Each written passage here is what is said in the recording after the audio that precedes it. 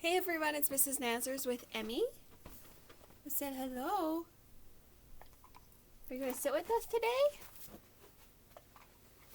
And we are going to read another chapter of Charlotte's Web by E.B. White. Thank you, Scholastic, for giving me permission to read your book during this time.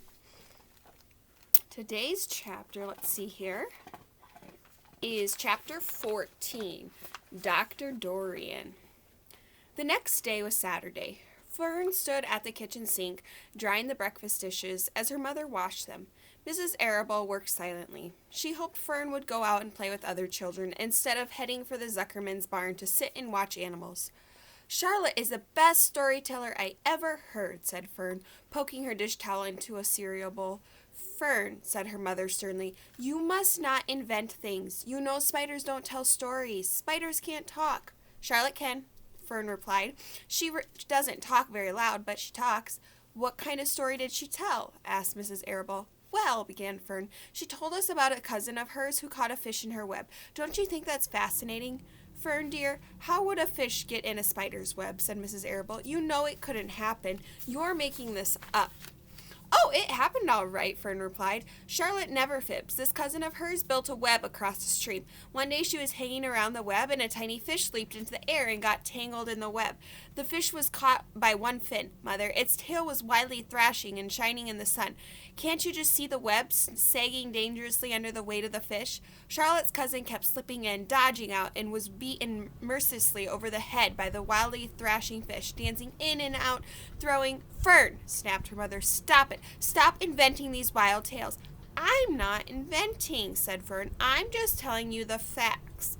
"What finally happened?" asked the mother, whose curiosity began to get the better of her. "Charlotte's cousin won. She wrapped the fish up, then she ate him when she got good and ready. Spiders have to eat, the same as the rest of us." "Yes, I suppose they do," said Mrs. Arable vaguely. "Charlotte has another cousin who is a balloonist. She stands on her head, lets out a line, and is carried aloft in the wind. Mother, wouldn't you simply love to do that?" "Yes, I would, come to think of it," replied Mrs. Arable. "But Fern, darling, I wish you would play outside today instead of going to Uncle Homer's barn. Find some of your playmates and do something nice outdoor. You're spending too much time in that barn. It isn't good for you to be alone so much." "Alone?" said Fern. "Alone? My best friends are in the barn cellar. It's a very sociable place, not all lonely." Fern disappeared after a while, walking down the road toward Zuckerman's. Her mother dusted the sitting room. As she worked, she kept thinking about Fern. It didn't seem natural for a little girl to be so interested in animals. Finally, Mrs. Arable made up her mind. She would pay a call on old Dr. Dorian and ask his advice. She got in the car and drove to his office in the village. Dr. Dorian had a thick beard. He was glad to see Mrs. Arable and gave her a comfortable chair. "It's about Fern," she explained. Fern spends entirely too much time in the Zuckerman's barn. It doesn't seem normal. She sits on a milk stool in a corner of the barn cellar near the pig pen and watches animals hour after hour. She just sits and listens. Dr. Dorian leaned back and closed his eyes. "How enchanting," he said. "It must be real nice and quiet down there. Homer has some sheep, hasn't he?" "Yes," said Mrs. Arable. "But it all started with that pig we let Fern raise on a bottle. She calls him Wilbur. Homer bought the pig, and ever since it left our place, Fern has been going to her uncle's to be near it." "I've been hearing things about that pig," said Dr. Dorian, opening his eyes. "They say he's quite a pig." "Have you heard about the words that appeared in the spider's web?" asked Mrs. Arable nervously. "Yeah," replied the doctor. "Well, do you understand it?" asked Mrs. Arable. "Understand what?" "Do you understand how there could be any writing in a spider's web?" "Oh, no," said Dr. Dorian. "I don't understand it. But for that matter, I don't understand how a spider learned to spin a web in the first place. When the word appeared, everyone said they were a miracle, but nobody pointed out how the web itself is a miracle." "What's miraculous about a spider's web?" said Mrs. Arable. "I don't see why you say a web is a miracle. It's just a web." "You ever try to spin one?" asked Dr. Dorian. Mrs. Arable shifted uneasily in her chair. "No," she replied, "but I can crochet a doily and I can knit a sock." "Sure," said the doctor, "but somebody taught you, didn't they?" "My mother taught me." "Well, who taught a spider? A young spider knows how to spin a web without any instructions from anybody.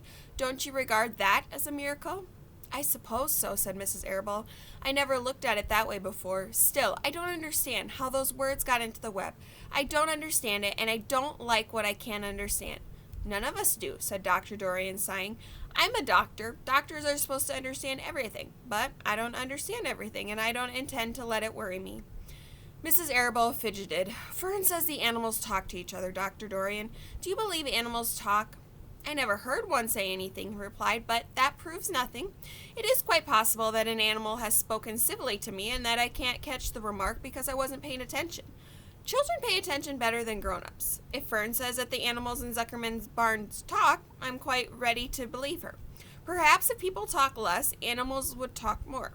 People are incessant talkers. I can give you my word on that. Well, I feel better about Fern, said Mrs. Arable. You don't think I need worry about her? Does she look well? Asked the doctor. Oh, yes. She have a good appetite? Oh, yes, she's always hungry. Sleep well at night? Oh, yes. Then don't worry, said the doctor. Do you think she'll ever start thinking about something besides pigs and sheep and geese and spiders? How old is Fern? She's 8. Well, said Dr. Dorian, I think she'll always love animals, but I doubt that she'll spend her entire life in Homer Zuckerman's barn cellar. How about boys? Does she know any boys? She knows Henry Fussy, said Mrs. Arable brightly.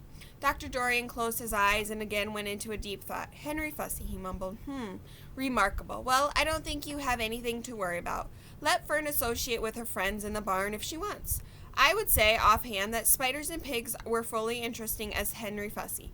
Yet I predict the day will come when even Henry will drop some chance remark that catches Fern's attention. It's amazing how children change from year to year. How's Avery? He asked, opening his eyes wide. Oh, Avery, chuckled Mrs. Arable. Avery is always fine. Of course, he gets into poison ivy and gets stung by wasps and bees and brings frogs and snakes home and breaks everything he lays his hands on. He's fine. Good, said the doctor. Mrs. Arable said goodbye and thanked Dr. Dorian very much for his advice. She felt greatly relieved. Thank you for joining me for today's chapter. I hope to see you all tomorrow.